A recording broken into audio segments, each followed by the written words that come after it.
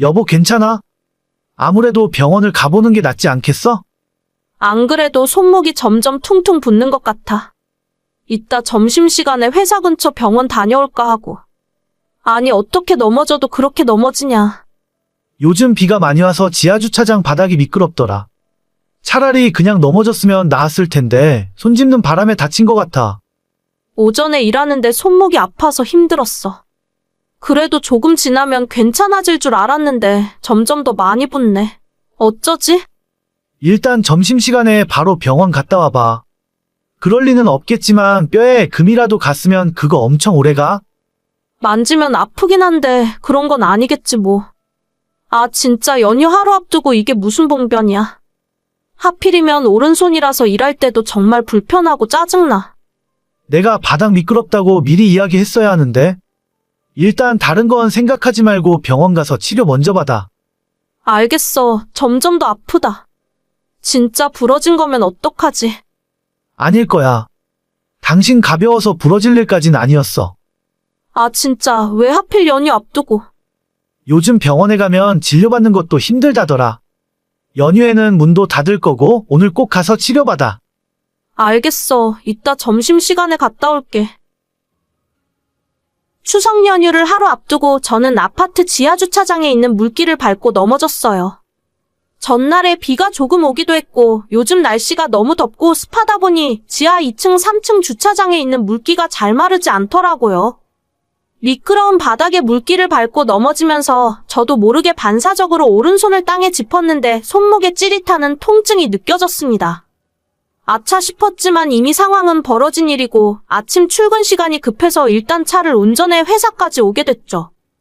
그런데 사무실에서 일을 하는 동안 계속 손목이 점점 더 아파오고 나중에는 퉁퉁 부어서 손등까지 빵빵해지더라고요. 이거 보통 일이 아니다 싶어 점심시간에 근처 병원으로 달려갔는데 운이 없게도 손목에 실금이 살짝 갔고 인대가 늘어났다고 하는 겁니다. 전체 깁스를 할 정도까진 아니지만 반깁스를 권유받아 오른쪽 손목에 깁스와 보호대를 차게 되었어요. 남편에게 사진을 찍어 보냈더니 이번 추석 연휴에 시댁에 내려가지 말고 그냥 집에서 푹 쉬고 움직이지 말라 하더군요. 시댁에 내려가면 어른들 눈치 때문에 제대로 쉬지도 못하고 허드렛 일 시킬 것이 뻔하니 자기 혼자 갔다 온다며 저는 집에서 쉬라고 말했습니다. 4년 전에 남편과 결혼한 이후로 항상 명절이 되면 최소 전날에 시댁에 내려가서 어머님이랑 음식 준비를 해왔어요. 시댁 다른 친척분들도 오시기도 하고 제가 내려가서 성하지 않은 팔로 돌아다녀봤자 괜히 방해만 되고 저는 연휴 끝나면 또 출근을 해서 일을 해야 하는데 하루라도 빨리 팔이 낫길 바라는 마음에 남편이 하라는 대로 따르기로 했죠. 저는 이게 맞다고 생각했는데 어머님은 그게 아니셨나 봐요. 정은이한테 얘기 들었다. 너 팔에 깁스했다면서? 네, 아침에 잘못 넘어지는 바람에 팔에 살짝 실금이 갔대요. 아파트 지하주차장에 물기가 너무 많아서 미끄러졌어요. 아니, 뭘 어떻게 넘어졌길래 팔을 그렇게 다쳐? 아무리 넘어진다고 해도 그게 그렇게 될 리가 있나? 너 깁스한 거 사진 좀 찍어서 보내봐라. 사진이요? 어머님 혹시 제가 거짓말하고 있다고 생각하시는 거예요? 좀 시기가 그렇잖아. 너 추석에 내려오기 싫으니까 괜히 그러는 거 아닌가 싶네. 내가 괜한 의심을 안 하려고 했는데 생각할수록 조금 이상해서. 너 진짜 안 아픈데 아픈 척 하는 거 아니야? 어머님, 그동안 제가 어떤 이미지였길래 다쳐서 아프다고 하는데도 못 믿으실 수가 있으세요? 아무려면 전 부치는 게 싫어서 꾀병 부리고 안 내려간다고 했을까봐 그러세요. 아니, 나는 너를 의심할 생각은 없어. 근데 찜찜한 의문을 계속 남겨놓을 필요는 없잖아. 이번에 너가 다쳐서 못 내려온다고 하니까 너희 시아버지도 괜히 일하기 싫으니까 아프다고 핑계대는 거 아니냐고 하시잖아. 집안 어른들이 봐도 좀 이상한데 남들 눈에는 어떻게 보이겠니? 제가 다쳐서 아프다는데 남들 눈이 무슨 상관인지 모르겠어요. 그러면 그냥 내려갈게요. 왼쪽 손은 멀쩡하니까 내려가서 이 손으로 할 수 있는 만큼 일을 하면 될 거 아니에요. 진짜 제가 왜 이런 말까지 들어야 하는지 모르겠어요. 팔도 아프다면서 내려와봤자 일이나 제대로 할 수 있겠어? 진짜로 아픈 건 맞지? 제가 학교 다닐 때도 꾀병 한번 부려본 적 없어요. 그냥 가기 싫었으면 진작에 안 가겠다 말씀드리고 말았을 거예요. 의심받는 거 싫으니까 그냥 내려갈게요. 내려가서 제가 할 수 있는 거라도 할 테니까 이 문제로 더 이상 말씀 마세요. 그러면 내려오기 전에 병원에서 진단서 하나 받아와라. 너 깁스했던 병원 가서 의사 진단서 하나 떼달라고 해. 네? 진단서요? 보험 접수할 것도 아니고 그건 왜요? 깁스만 하고 오면 아픈지 안 아픈지 우리가 어떻게 알아? 내가 의사도 아니고. 너가 팔에 붕대만 감고 와도 우리는 모르잖아. 제가 아프지도 않은데 팔에 깁스까지 했을까봐 이러시는 거예요? 그래서 지금 저한테 진단서까지 떼우라고요? 꼭 내가 의심해서 그런다는 게 아니라 너희 작은아버지도 그렇고 명절에 친척들이 많이 모이잖아. 집안의 며느리라고는 너 하나밖에 없는데 너가 팔에 깁스하고 일 못하겠다 하고 있으면 어른들 보는 눈이 안 좋잖니. 그러니까 확실하게 하자는 거야, 확실하게. 내 말이 무슨 말인지 이해하지? 아니요, 저는 전혀 이해 못하겠는데요. 제가 넘어져서 다친 것도 아프고 속상하고 짜증나는데 왜 이런 의심까지 받아가며 해명을 해야 하는지 모르겠어요. 투명하게 하는 게 너도 좋잖아. 나도 우리 며느리가 어른들 눈에 꾀병이나 부리는 그런 사람으로 보이는 게 싫어서 그런 거야. 확실하게 진단서 떼오면 괜히 의심하는 사람들도 없어지겠지. 대체 그 의심하는 사람이 누군데요? 제가 볼 때는 어머님이 지금 저를 의심하고 계시는 것 같아요. 세상에 며느리 넘어져서 다쳤다고 하는데 사진 찍어보내라고 하시질 않나? 진단서 떼우라고 하질 않나? 가족끼리 서로 이러는 게 맞아요? 나는 너가 하는 말을 믿는다니까? 근데 믿는 도끼에 발등 찍힌다는 말도 있잖아. 왜? 진단서 떼는 건 조금 힘들 것 같아서 그래?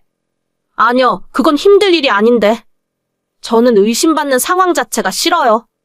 남편이랑 결혼하고 지금까지 매년 설날 추석마다 내려가서 당연하듯 전부치고 시키는 일 하면서 지냈었는데 올해부터는 안 갈게요. 그냥 저는 원래 없는 사람이라고 생각하세요. 뭐야? 너가 안 오면 어떻게 해? 역시 뭔가 찔려서 안 오는 게 맞지? 애초에 거짓말 했으니까 못 오는 거잖아. 깁스를 하긴 한 거 맞아? 사진도 안 보내고 진단서도 못 끊겠다 하고. 거짓말하다가 딱 걸린 상황 맞잖아? 네, 어머님 마음대로 생각하세요. 어차피 이렇게 된 와중에 그게 뭐가 중요하겠어요. 앞으로 명절 때 안 갈 거고 남편만 내려보낼게요. 힘들게 고생해봤자 이런 의심 받을 바엔 안 하고 욕먹는 게 낫겠네요. 너 그걸 말이라고 해? 너가 그러고도 며느리 노릇 제대로 했다고 말할 수 있어? 그러니까요. 며느리 노릇 잘 못하는 것 같고 적성에도 안 맞는 것 같아서 앞으로 안 하려고요. 지금처럼 아내 역할만 잘하면서 살 겁니다.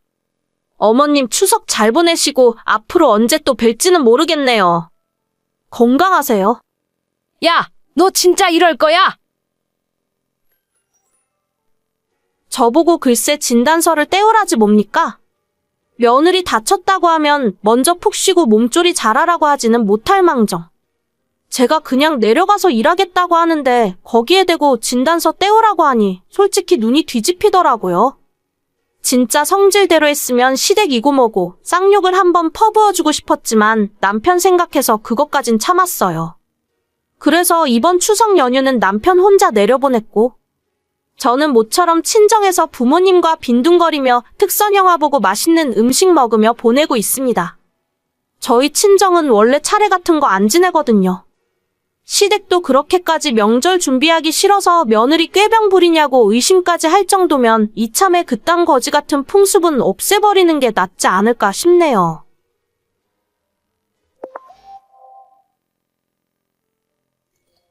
오늘 네 남편 저녁밥은 차릴 필요 없다. 우리 집에서 같이 한우 먹기로 했거든. 아까 낮에 마트 갔더니 한우가 세일하더라. 아, 네. 맛있게 드세요. 너도 와서 같이 먹고 싶니? 아니에요. 그냥 남편이랑 어머님, 아버님 많이 드세요. 그래, 넣으라고 한 이야기는 아니었으니까. 너는 집에서 대충 챙겨 먹어. 괜히 이상한 거 배달시켜 먹으면서 돈 쓰지 말고 집밥 먹어, 집밥. 네, 제가 알아서 잘 챙겨 먹을게요. 고기 맛있게 드세요. 으이구, 어쩌면 애가 저렇게 애교도 없고 싹싹한 맛이 없을까? 3년 전에 결혼했는데 시모는 처음부터 저를 별로 안 좋아하셨어요. 제가 애교도 없고 약간 무뚝뚝한 성격이라는 것이 그 이유였는데 원래부터 생겨먹은 제 성격이 이런 걸 어쩌겠습니까? 다른 집 며느리들은 얼마나 시모한테 잘하는지 아냐면서 평소에 안부 연락도 자주 하고 제가 살갑게 다가오길 바라셨죠.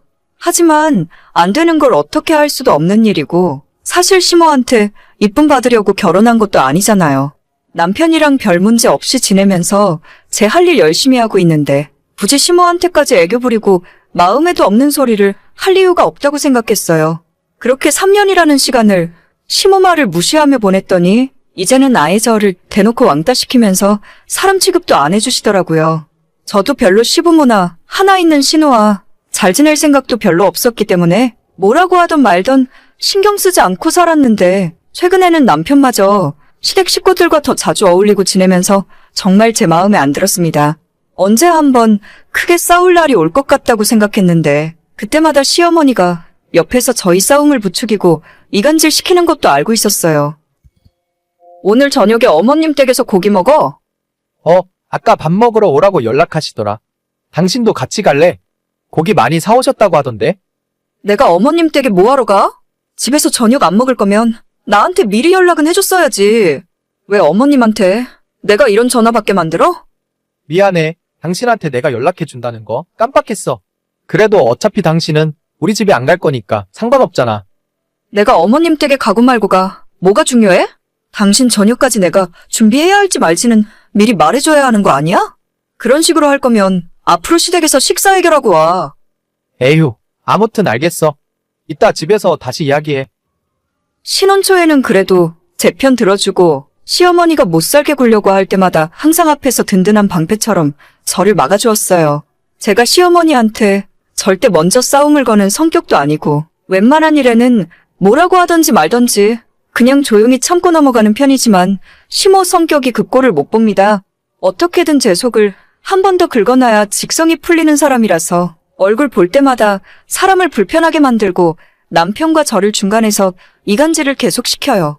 처음엔 그런 시모한테 하지 말라고 그만하라 이야기했던 남편도 시간이 점점 지나면서 세뇌되어 버렸는지 작년 말부터 시모와 똑같은 소리를 하고 있습니다. 아직 부부 사이에 아이도 없고 앞으로 이 사람과 아이 낳을 생각도 없기 때문에 차라리 이쯤에서 빠르게 이혼하는 것이 낫겠다는 생각까지 하고 있었어요. 안 그래도 시모 때문에 짜증나는데 남편이 하는 짓까지 밉상이니 아예 그 집안 식구들 전체가 싫어지더라고요. 요즘 이혼 한 번 하는 것이 엄청 큰 흠도 아닌데 제 나이 아직 30대 초반이고 직장 생활하며 혼자 먹고 살 능력 충분히 되는데 굳이 이런 취급받으며 결혼 생활을 더 이어나갈 이유가 없다고 생각하던 참이었습니다. 그런데 이 와중에 남편을 포함한 온 집안 식구가 저만 빼고 제주도로 여름 휴가를 간다고 하더라고요. 게다가 그 이야기를 또다시 남편이 아닌 시모한테 처음으로 듣게 되었습니다. 너는 여름 휴가가 언제냐? 뭐 할지 계획은 세웠어? 저랑 남편이랑 똑같이 8월 둘째 주부터 휴가 쓰기로 했어요. 어디 갈지는 아직 못 정했는데 그냥 가까운 곳이라도 가야죠. 엥? 내 아들은 너랑 같이 휴가 못 보내. 8월 휴가 때 우리랑 같이 제주도 여행 가기로 했는데. 저한테는 그런 말 없었는데요. 어머님이 잘못 알고 계신 거 아니에요? 무슨 소리야? 우리는 벌써 저번 주에 비행기랑 호텔까지 예약 다 해놨어. 내 아들이 너한테 미안해서 얘기 안 했나 보다. 어차피 너는 우리 가족 여행에 같이 갈 생각도 없을 거 아니냐? 그거야 그렇지만 아무튼 혹시나 해서 연락한 거야. 휴가 계획 아직 없으면 빨리 생각해 놓으라고. 그전까지는 시모 때문에 스트레스를 받았지만 상황이 이 정도까지 되어버리니까 이젠 남편이 더 문제인 것 같더라고요. 지금까지 매년 여름 휴가를 함께 보냈었고 멀리 해외여행을 못 나가더라도 집 근처에서나 가까운 곳 놀러가서 부부끼리 시간을 보냈었는데 어떻게 시댁 식구들끼리 가족여행 계획을 잡고 저한테는 상의 한마디 없었는지 모르겠어요. 너무 화가 나서 남편에게 바로 따져 물었더니 또다시 심호와 똑같은 소리를 하고 있었습니다. 당신, 이번 휴가 때 당신네 가족들이랑 제주도 놀러 가기로 했어? 내년에 엄마가 환갑이라서 올해 다 같이 여행 가기로 한 거야. 그런데 어떻게 나한테 한마디 말도 없을 수가 있어? 가면 간다고 말은 해야 할 거 아니야? 아니, 어차피 당신은 우리 가족 불편해하고 같이 있기 싫어하잖아. 어차피 나중에 알게 될 텐데 미리 이야기해서 기분만 나빠질 것 같아서 당신은 이번 휴가에 따로 좋은 시간 보내. 우리 이번 달 생활비도 많이 나갔으니까 집에서 맛있는 것도 먹고 호캉스 같은 거 다녀와도 괜찮겠네. 집 근처에 좋은 호텔 가서 호캉스 즐기고 와. 호캉스? 알겠어. 휴가는 그럼 나 혼자서 보내야겠네? 우리 생활비 통장에서 돈 꺼냈어도 된다 이거지? 그래, 어차피 나도 제주도 여행 경비 부부 통장에서 뺐으니까 당신도 호텔 같은 좋은 곳에서 며칠 보내고 와. 알겠어. 고마워 여보. 덕분에 푹 쉴 수 있겠네? 그래, 서로 이렇게 하고 싶은 거 하면서 보내는 것이 휴가지. 남편에게 그렇게 부부 통장을 써도 된다고 허락받고 저는 저대로 휴가를 보내기로 결정했어요. 혼자 가는 건 아무래도 심심할 것 같고 이번 기회에 친정부모님 모시고 제대로 효도관광 다녀와야겠다 싶더라고요. 그렇게 3명분 패키지 여행을 예약을 해놨더니 다음날 남편이 뒤늦게 통장을 확인했는지 깜짝 놀라서 호들갑을 떨더라고요. 뭐야? 당신 대체 어디에 무슨 돈을 그렇게 많이 쓴 거야? 뭐 하느라 하루아침에 700만 원을 써? 친정부모님이랑 체코로 일주일 여행 다녀오기로 했어. 엄마가 예전부터 체코 가고 싶다고 하시더라고. 당신이 마음껏 쓰라고 해서 얼마나 고마운지 몰라? 아니, 그러면 유럽 여행을 3명이 간단 말이야? 장인장모님 못 가지. 당신이 다 계산해버리면 어떡해? 아니 이 남자가 쪼잔하게 왜 이래? 한입 갖고 두 말 할 거야? 내가 프랑스나 스위스 간다고 하는 것도 아니고 체코 정도는 갈 수 있잖아. 당신이 얼마든지 마음대로 갔다 오라면서. 제주도나 체코나 비행기 타고 갔다 오는 건 거기서 거기야. 아니, 그래도 그렇지. 700만 원은 좀 선 넘었다고 생각 안 해? 선 넘은 건 내가 아니라 당신이랑 당신 엄마가 선을 넘은 거야. 나는 조용히 가만히 있으려고 했는데 먼저 건드린 건 당신들이지. 아무튼 이미 예약도 다 했고 갔다 올 테니까 그렇게 알아. 휴가 갔다 와서 말하려고 했는데 이번 기회에 우리 부부 사이도 다시 생각해. 내가 볼 때 당신은 나랑 사는 것보다 다시 어머님이랑 같이 사는 게 나을 것 같아. 그건 또 무슨 소리야? 갑자기 여기서 그 얘기가 왜 나와? 아무튼 자세한 얘기는 휴가 갔다 와서 하고 그때까지는 서로 생각 좀 정리하자고. 나는 대충 마음 굳혔으니까 당신도 슬슬 결혼 생활 정리해. 내가 뭘 잘못했다고 이러는데? 그리고 유럽 말고 당신도 제주도 정도 가면 안 돼? 싫어. 거기 갔다가 괜히 당신네 식구랑 마주치면 어떡하라고?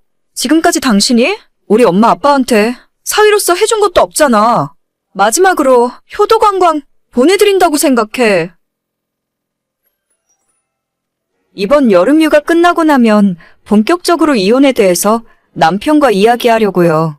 더 이상 이런 취급받으면서 계속 살고 싶지 않고 제 인생이 너무 아깝네요.